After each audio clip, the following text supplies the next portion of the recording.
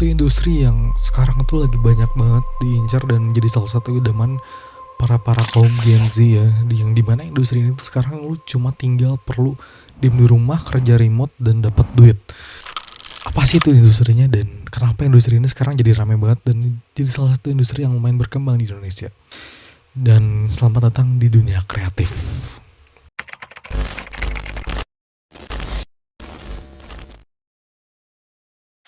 Gue baru berkecimpung di dunia industri kreatif ini baru sekitar 1 tahun.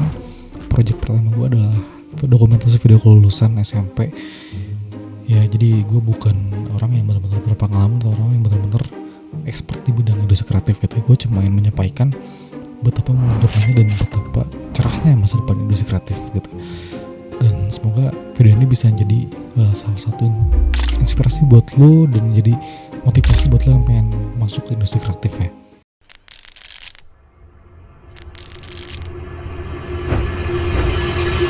Industri kreatif adalah salah satu sektor ekonomi yang datangnya dari ide manusia, dari inovasi, kreativitas, dan lain-lain. Contohnya, ada videografi, fotografi, film, dan banyak lagi lainnya. Menurut laporan UNESCO pada tahun 2021, sektor ekonomi kreatif global menyumbang sekitar 3% dari PDB dunia. Dan itu tentu saja lumayan gede ya, karena ya 3% untuk PDB dunia itu gede banget menurut gue. Dengan nilai lebih dari 2,3 triliun US dollar dan menyerap 30 juta pekerjaan secara global. Kita masuk ke chapter 2. Kenapa industri kreatif itu menjadi penting sekarang? Well, pertama tentu saja bisa menjadi solusi buat yang lagi pengangguran, yang lagi bingung mau cari kerja apa. Dengan adanya industri kreatif, lu bisa jadi lebih banyak nentuin kerjaan yang lu punya, kerjaan yang pengen lu lakuin. Either itu masak, ngedit, atau sekedar cuma foto-foto dong, dia bisa jadi salah satu pekerjaan yang lumayan menjanjikan sekarang. Kedua, industri kreatif itu adaptif. Ketika masa pandemi itu orang-orang mulai pada beradaptasi dengan menjual digital art atau motion atau template video, template CapCut ya. Itu orang mulai jadi pada produktif dan orang-orang mulai pada menemukan pekerjaan baru. Ketiga, sektor ini menjaga identitas budaya. Contohnya, batik jadi fashion dunia. Dan pada tahun 2009, batik diakui oleh UNESCO sebagai salah satu dari warisan budaya yang ada di dunia. Dan sekarang, nilai ekspor batik itu luar biasa, gede banget, masif banget.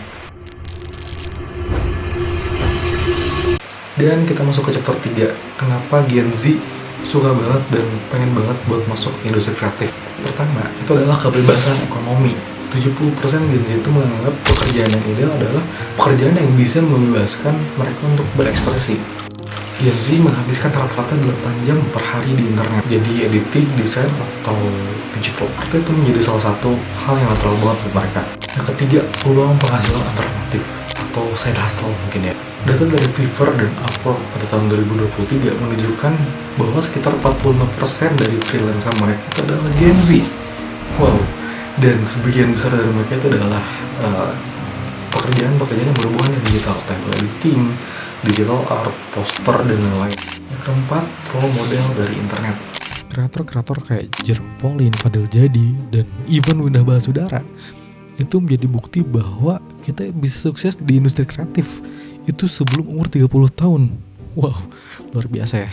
Dan yang kelima itu adalah nilai dan juga impact. Gen Z dikenal sebagai generasi dengan value driven consumption. Sekitar 49% Gen Z itu menyukai atau lebih memilih brand yang punya dampak kepada sosial dan juga lingkungan. Dan kita masuk ke chapter 4, yaitu adalah jenis-jenis dan juga subsektor dari industri kreatif. Menurut data dari Kemenparekraf RI, itu ada sekitar 17 subsektor dari industri kreatif yang ada di Indonesia. Yang pertama, ada periklanan, yang kedua ada arsitektur, yang ketiga ada seni rupa, yang keempat ada kerajinan, yang kelima ada desain, atau desain produk, desain interior atau komunikasi visual, yang keenam ada fashion, yang ketujuh ada film, animasi dan juga video, yang kedelapan ada fotografi, yang kesembilan ada musik, yang 10 ada kuliner, nomor 11 ada aplikasi dan juga game, nomor 12 ada TV dan radio, nomor 13 ada penerbitan, nomor 14 ada seni pertunjukan, nomor 15 ada teknologi digital, nomor 16 ada konten kreator, nomor 17 ada desain produk. Kita masuk ke chapter 5. Gimana cara masuk ke industri kreatif? Step pertama yang mesti lo lakuin adalah tanya ke diri sendiri. Lu sukanya ngapain?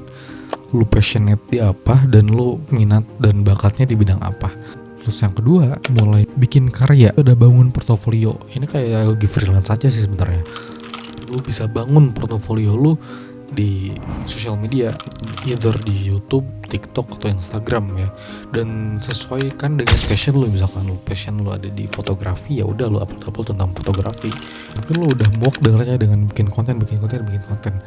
Ya mau gimana lagi? Ini adalah salah satu cara supaya lu bisa stand out, supaya lu bisa ketahuan sama calon-calon klien lu. Lu bikin karya, lu upload di public, either di YouTube, Instagram, ataupun TikTok, sama aja. Yang penting ya lu upload video dan lu upload tunjukin karya lu supaya lu bisa nge-guide calon-calon klien lu. Step ketiga itu gabung komunitas. Dengan lu gabung komunitas, lu bisa jadi tahu gitu ya industri apa yang lagi jalani sekarang.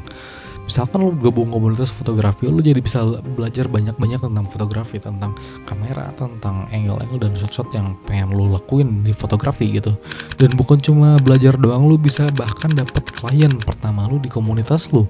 Misalkan dengan lu gabung komunitas, ada salah satu dari temen di komunitas lu yang lagi nyari fotografer misalkan, dan lu jadi salah satu kandidat buat klien tersebut. Dia itu menjadi salah satu keuntungan juga dengan lu gabung komunitas gitu. Terus yang keempat itu ada konsisten dan adaptif. Yes, dengan lu konsisten, lu upload terus ya portofolio lu, bangun portofolio lu sampai bagus, lu mesti adaptif gitu loh. Dengan adaptif lu bisa lebih mencakup lebih banyak calon klien, karena dengan adaptif lu bisa jadi lebih explore banyak lagi, dan lu bisa jadi lebih belajar banyak lagi. Dan ya balik lagi, dengan adaptif lu bisa mencakup lebih banyak calon klien juga gitu. Sebenarnya industri kreatif ini ujung-ujungnya ke freelance juga sebenarnya. Kalau lu freelance tuh lebih bebas lagi ya kan.